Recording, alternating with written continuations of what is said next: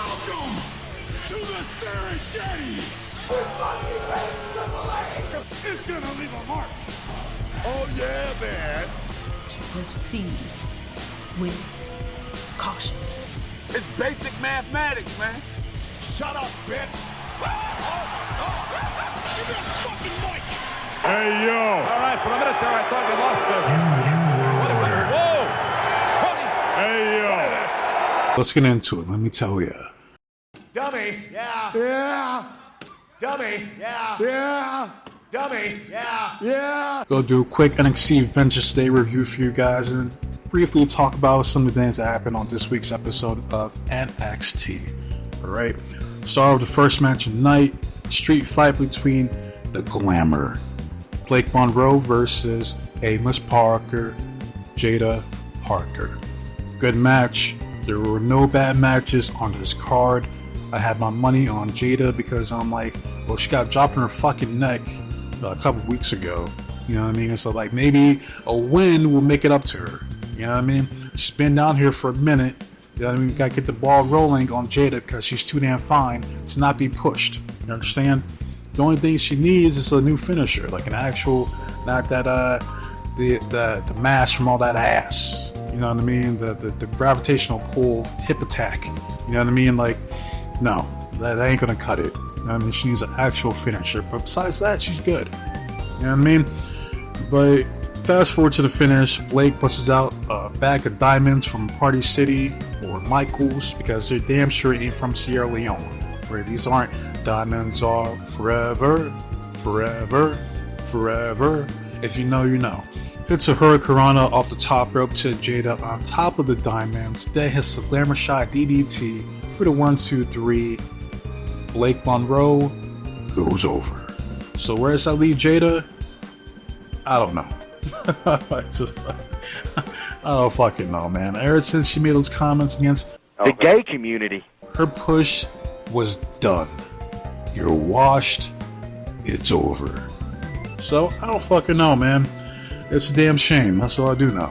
Moving on backstage, we see Ricky Maivia, and it's not confidence. It's all ego. Mr. Ethan Page, and they're like Shang Tsung, fucking Quan Chi alliance going on, you know. And I don't know if this is true or not, but apparently, because I seen that bullshit concert that Ricky put on for the people, apparently they removed it off social media because I found the poor reception they got. So you're telling me, like, I don't remember them ever doing that for anything. So you removed the video because it was ass? That shit was garbage? I mean, that's hilarious, but why didn't you do that for the Cody Rhodes win on SmackDown? Because I heard that shit got ratioed. Right? People were not fucking with Cody Rhodes. I mean, it took them long enough. You know what I mean? It's like, well, oh, it's bots. All the dislikes all came from bots. I'm like, okay, man. What do you call it? The coping with the fact that, hey, maybe people are just fucking tired of Cody Rhodes and his bullshit, and they realized that Drew McIntyre got fucked over like weeks before WrestleMania 42. Yeah, but what do I know? You know what I mean? I digress. Move on to the next match. Alright, got Deion Sanders, aka Deion Lennox, from I Was Born in the Darkness. Dark State, going up against the Fallout Force Paladin, aka the former Don of NXT, Tony D'Angelo. Right, and I'm not gonna hold you. Alright, this should have been like a parking lot brawl. I like how they structured the match, you know, don't get me wrong, but I would prefer to see just a straight up parking lot brawl between these two. You know what I mean? Because you see Darkseid confronting some jobber that looks like Tony. Tony comes through with a crowbar, cracking out people upside the head. You got Tony throwing fucking beer kegs to windshields and shit like that. Alright, and then we see OTM come through, helping out Tony, right? Because they're tired of fucking Darkseid and their bullshit, right?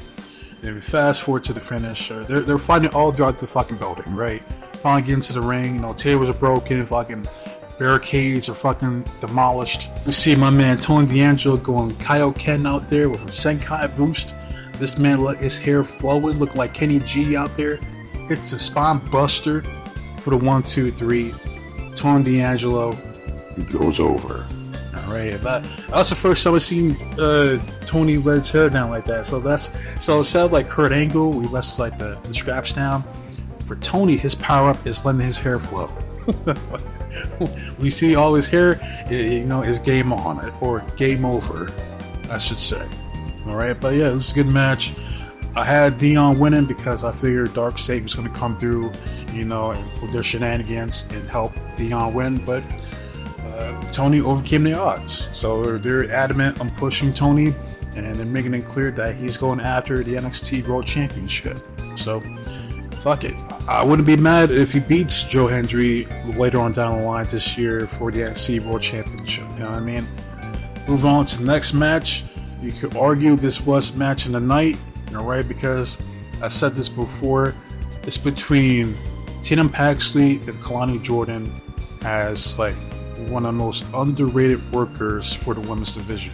I might say Kalani just because of how athletic she is. Like, I think she is the most underrated, but Tatum will be number 2 because Tatum is fucking good. Really, really fucking good in that ring. All right, and this was a great match. I enjoyed it. All right, you had the Cole Link getting involved. Tatum overcame the odds. What was crazy was towards the end where Izzy hits a code breaker, and then Tatum just does a handspring off of it, no-selling it. I'm like, how do you no-sell a code breaker? I'm like, how do you do that? Then hits the cemetery drive for 1, 2, 3, and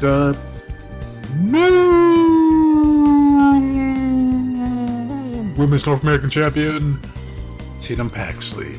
This was, I'm sorry you had to drop you out of the NXT Women's Championship so soon. Here's a consolation prize in the Women's North American Championship. Alright, so good for Tatum. Tatum's one of my favorites here in the WWE. Alright, so I'm happy for it. Great talent. Izzy has improved.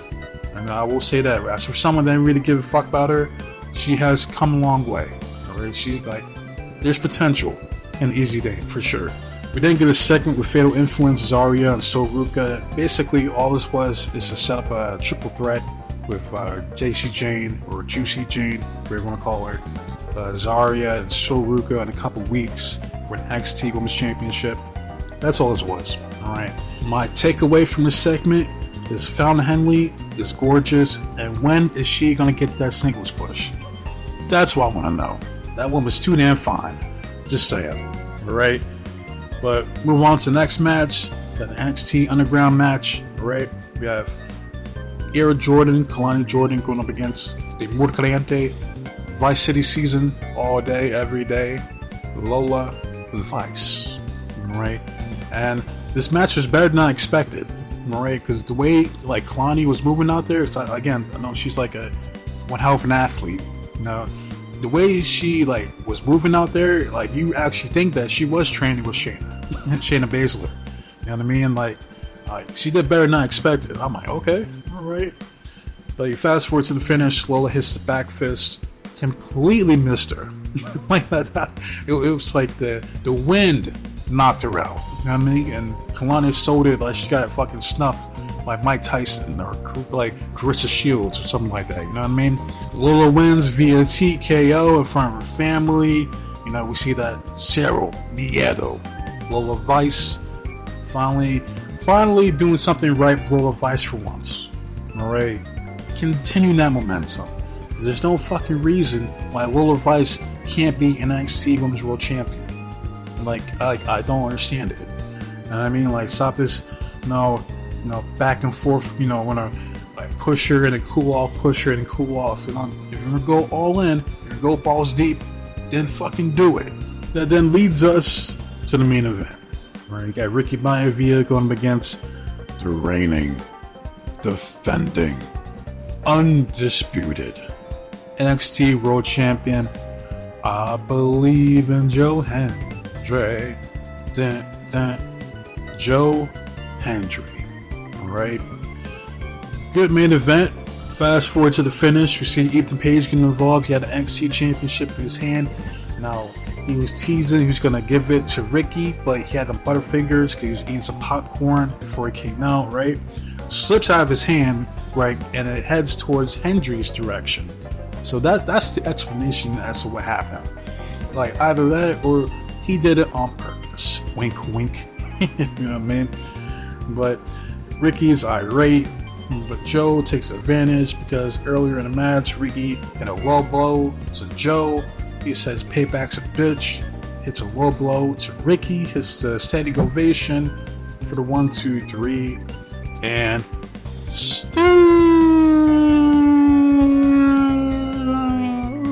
NXT World Champion.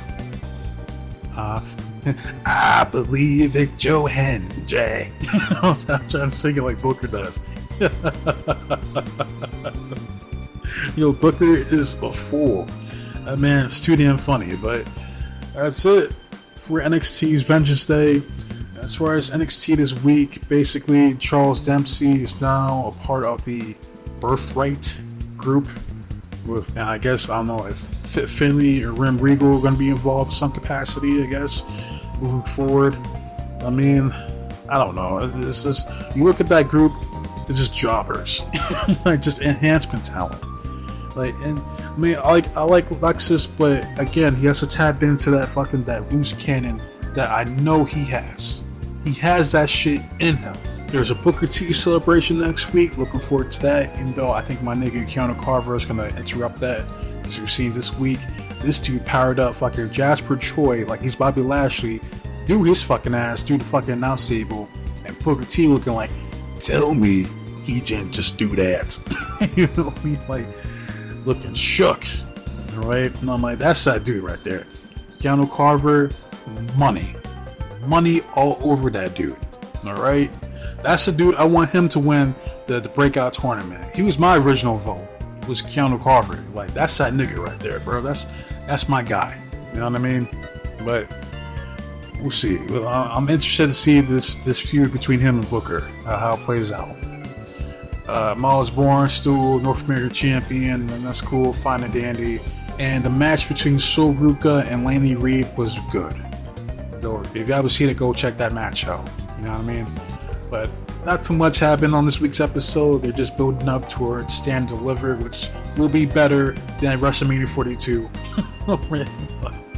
Like, I will be reviewing Stand and Deliver. Like, I get 2 fucks about WrestleMania 42. Even if Orton wins, becomes a 15-time champion, I still ain't watching it. I might cover the following Raw after, but I'm good. Fucking good. That's all I gotta say about this shite. Y'all let me know how y'all felt about NXT this week at Vengeance Day. If you watch NXT, I know NXT gets a bad rep, but again, when it comes to the WWE, it's my favorite show. You know what I mean? Like, I enjoy watching NXT. Is it the greatest?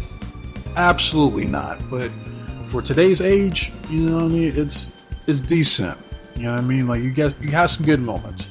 At least they try, and I respect that, right? But let me know how you guys feel down below in the comments.